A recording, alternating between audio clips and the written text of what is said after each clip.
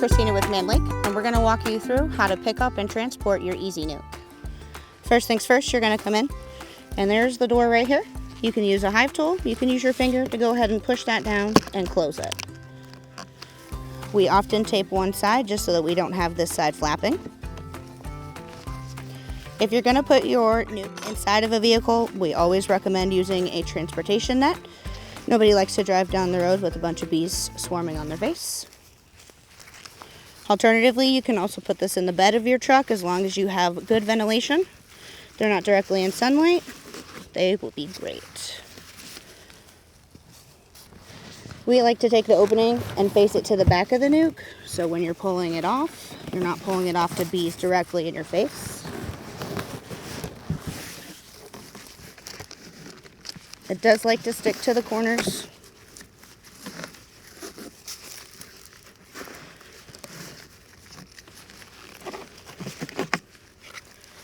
And you pull your two strings and you'll tighten it.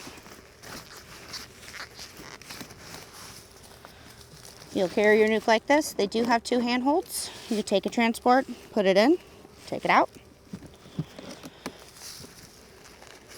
Once you are wherever you are going to take your bees to, you're going to take them out of their transport bag.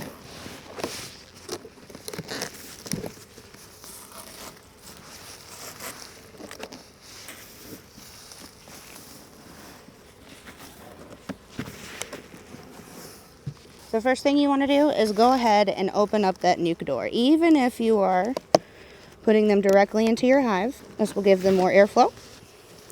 Now, I already have a hive out here as an example that we've taken 5 frames from because this is a 5-frame nuke.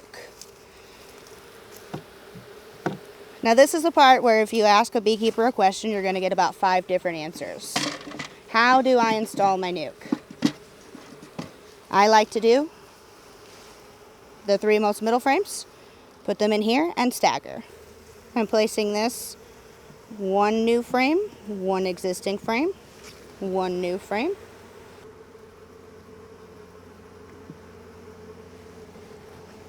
Okay, so we have our 3 middle frames and our last one.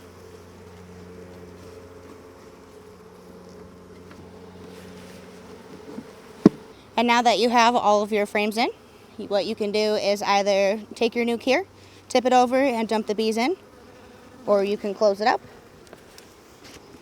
put your lid on your hive, and let them mosey over. I like to close the distance by taking that nuke box and just putting it on top for our friends to find their new home. So we're all done, but I did want to go over a couple of extra tips for you just to make sure that you are picking up your nuke for success. Making sure that they have plenty of ventilation on the way home, whether that's in the inside of your vehicle, in their nuke bag, or on the back of your truck. You know, make sure that you have airflow. They do have a bunch of vents on the side, vents on the front and the back, but they need airflow for those vents to be working. You don't want to leave them in the back of your car or in your trunk without AC. So whenever you get there, make sure that you're going to go ahead and open the front of your door. This one is open. That helps the airflow going. You don't want to leave them in the back of your truck or inside your office without that ventilation. You really just want to get them there, get them installed. We still have our nukes available for ordering on the webpage for Saturday pickup. Thanks for watching. Don't forget to like and subscribe.